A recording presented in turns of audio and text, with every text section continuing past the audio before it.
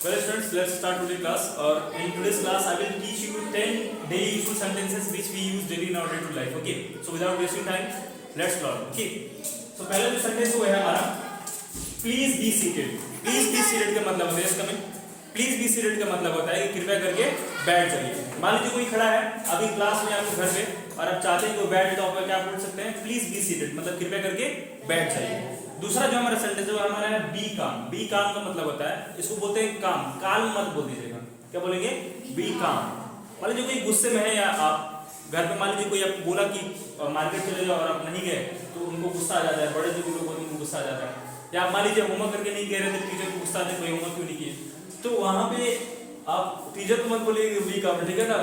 अगर आपसे कोई जूनियर है ठीक है आपका कोई भाई बहन है छोटा भाई बहन है तो आप बोल सकते हो बी काम. या आपको कोई फ्रेंड तो आप बोल सकते हो बी काम मतलब शांत हो जाओ. ठीक है. अब अपने टीचर को मत बोलना ना बी काम. ठीक है ना. वहां पे तुम्हारी दुराई शुरू हो जाएगी. ठीक है ना.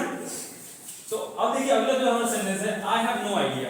मान लीजिए आपका कोई दोस्त आपसे पूछ रहा है कि क्या आपको पता है कि इस क्वेश्चन को कैसे सॉल्व करते हैं या आपको पता है कि मतलब देवरिया जाने का रास्ता कौन सा है गोरखपुर जाने का रास्ता कौन सा है और आपको नहीं पता है. ठीक है. तो आप वहां पे बोल सकते हैं कि आई हैव नो आइडिया. ठीक है ना. ये मान लीजिए कि आपके क्लास में कोई है आपका फ्रेंड जो रो रहा है. ठीक है ना. और आपको नहीं पता कि वो क्यों रो रहा है. आप वहां पे बोल सकते हैं कि आई हैव नो आइडिया कि वो क्यों रो रहा है. ठीक है ना. या क्यों रो रही है. आ रही बात समझ में. या अगर किसी भी चीज के बारे में अगर कोई आइडिया नहीं कि भाई ये क्यों हो रहा है आप वहां बोल सकते हैं कि आई हैव नो आइडिया. ठीक है ना. मतलब मुझे इसके बारे में क्या है पता नहीं. अब जो देखिए हमारा फोर्थ नंबर जो सेंटेंस है वो हमारा है दैट्स नॉट राइट. ठीक है. दैट्स नॉट राइट का मतलब होता है कि वह सही नहीं है. मान लीजिए कोई बात है और वो आपको सही नहीं लग रहा है मतलब कि जो हो रहा है आपको अच्छा नहीं लग रहा है. आप बोल सकते हैं दैट्स नॉट राइट मतलब जो कुछ भी हो रहा है वो क्या अच्छा नहीं है सही नहीं है. ठीक है ना. फिर नेक्स्ट जो हमारा सेंटेंस है हमारा जो फिफ्थ नंबर सेंटेंस है वो हमारा है ट्राइड और टेस्टेड. ट्राइड का मतलब होता है इसको क्या करिए कोशिश कीजिए. कोशिश कीजिए मतलब मान लीजिए आपको नया नया कपड़ा खरीदने गए हैं. ठीक है. और वो कपड़ा आपको अच्छा लग रहा है तो वहां पे आप पूछते हैं कि क्या मैं इसको ट्राई करके देख सकता हूँ ट्राई कर सकता हूँ. ठीक है. और टेस्ट का मतलब मान लीजिए आपको भोजन करना है कोई भोजन करना है. ठीक है. और आप पहली बार वो मतलब कोई चीज टेस्ट कर रहे हैं तो आप बोल सकते हैं कि टेस्ट का मतलब इसका एक बार स्वाद लेकर देखिए आप चख कर देखिए. ठीक है ना. फिर हमारा जो 6 नंबर सेंटेंस है जो हम अपने डे टू लाइफ में यूज करते हैं फॉलो मी. फॉलो मी का क्या मतलब होता है मैं आपको बता रहा हूँ. देखिए फॉलो मी का मतलब होता है कि मेरे पीछे आइए. मान लीजिए कि अब कोई अननोन पर्सन है और उसको रास्ता जानना है. ठीक है. और मान लीजिए कि कोई अननोन पर्सन के गांव में आप किसी घर का पता पूछ रहे हैं और आप उनके घर के पास के ही हैं तो अगर आप उनको बताना है रास्ता कि आप आइए मैं आपको बता देना तो आप हम बोल सकते हैं फॉलो मी. ठीक है. तो फॉलो मी का मतलब होता है कि आप मेरे पीछे मैं आपको रास्ता बता रहा हूँ. तो ये हमारा 6 सेंटेंस जो हम यूज करते हैं डे टू लाइफ में. अब हमारा 7 नंबर जो सेंटेंस है जो हम डे टू लाइफ में यूज करते हैं वो है कि make a call to him. देखिए अब make a call to him की जगह पर हम क्या कर सकते हैं किसी पर्टिकुलर पर्सन का नाम भी रख सकते हैं. मतलब make a call to him का मतलब होता है कि उसको कॉल करिए. ठीक है. अब यहाँ पे मान लीजिए मुझे बोलना है कि कृति को फोन करके हम बोलेंगे make a call to Kriti. Make a call to Ujjwal. Make a call to yes किसी पर्टिकुलर पर्सन का नाम रख सकते हैं. मान लीजिए जिसको भी फोन लगाना है क्या बोलेंगे फोन लगाने को इंग्लिश में यही बोलते हैं मेक अ कॉल. ठीक है.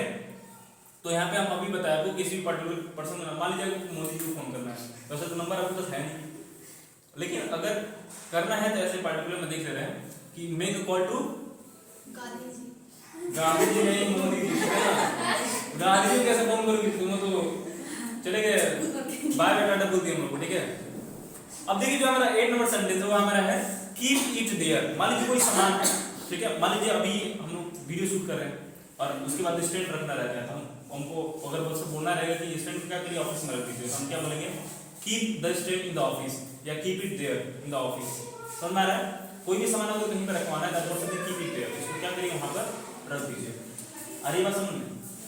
नेक्स्ट सेंटेंस जो हमारा है make take a look at this. Take a look at this का मतलब होता है कि इसको एक बार देखिए.